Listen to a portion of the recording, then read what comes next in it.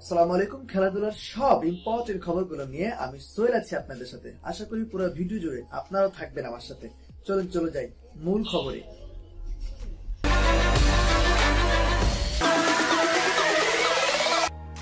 অধিনায়কত্ব কেড়ে নেওয়ায় স্বেচ্ছায় স্কোয়াড থেকে সরে দাঁড়িয়েছিলেন তিনি। এরপর বহু বিতর্কিত এক ইনজুরির কারণে ইন্টার মিলানের হয়ে প্রায় 2 মাস মাঠের বাইরে ছিলেন মাউরো ইকার্দি। ইনজুরি কাটিয়ে অনুশীলনে ফিরলে লাস্তিয়ার বিপক্ষে খেলা অনেকটা নিশ্চিত ছিল তার। তবে সবাইকে অবাক করে ইকার্দিকে বেঞ্চে বসে রেখেছিলেন ইন্টার মিলান কোচ জানিয়েছেন এতদিন ধরে ইন্টারকে অসম্মান করার শাস্তি হিসেবে ইকার্দির সাথে এমনটা করা হচ্ছে। র্যাপিড ভিয়েনার বিপক্ষে ইউরোপা লিগের ম্যাচের আগে নেতৃত্ব থেকে সরিয়ে নেওয়া হয় ইকার্দিকে। ক্লাবের আকসিম এই সিদ্ধান্ত ম্যাচে নিজের ইচ্ছাতে খেলেননি তিনি। এর কয়েকদিন পরে ইকার্দি জানান হাঁটুর ইনজুরির কারণে মাঠে নামতে পারছে না তিনি। ম্যাচের শুরুতে তাকে ফিট ঘোষণা করে ডাক্তাররা, তবে ফিট হলেও খেলতে অস্বীকৃতি জানিয়েছেন তিনি। এসব নিয়ে কোচ ও ক্লাব কর্তৃপক্ষের সাথে বেশ কয়েকবার কথা কাটাকাটি হয়েছে তার। ইকার্দির ওপর স্পালত্তির ক্ষোভটাও তাই দিন দিন বাড়ছিল।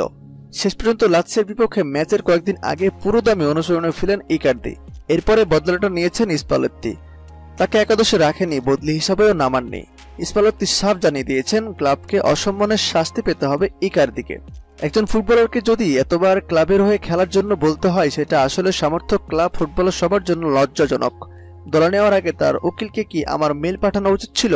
গত 2 মাসে তার ব্যবহারের কারণে আজ তাকে বসিয়ে রাখা হয়েছে বলে জানাচ্ছেন কোচ।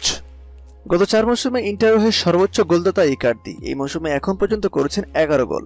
লাৎসিওর কাছে হেরে আগামী মৌসুমে চ্যাম্পিয়ন্স লিগের সুযোগ পাওয়ার কাজটা অনেকটা কঠিন হয়ে গেছে ইন্টারের জন্য। এমন হারের পরেও স্পালত্তি জানিয়েছেন পারফরমেন্সের চেয়ে শৃঙ্খলা ও ব্যবহারটাই গুরুত্বপূর্ণ। ড্রেসিং রুমে আপনার ব্যবহারটা ভালো হওয়া দরকার। কোচ যে সঠিক সিদ্ধান্ত নিতে পারে সেটা আপনাকে বিশ্বাস করতে হবে। তিনি বলছেন, ইকার্দি মাঠে থাকলেও তো আমরা অনেক বাজেভাবে ম্যাচ হেরেছি। পেশাদারিত্ব ও আত্মসম্মান খুব জরুরি, শৃঙ্খলাই সবকিছু। একটা সময় নিজেই খেলতে চাননি ইকার্দি, এবার তাকে দলে নেওয়া হয়নি। তাহলে কি ইন্টারে ইকার্দির সময় এখানে শেষ? খেলা জগতের সব খবর সবার আগে আপডেট পেতে আমাদের চ্যানেলটি সাবস্ক্রাইব করে আমাদের সাথেই থাকবেন। ধন্যবাদ।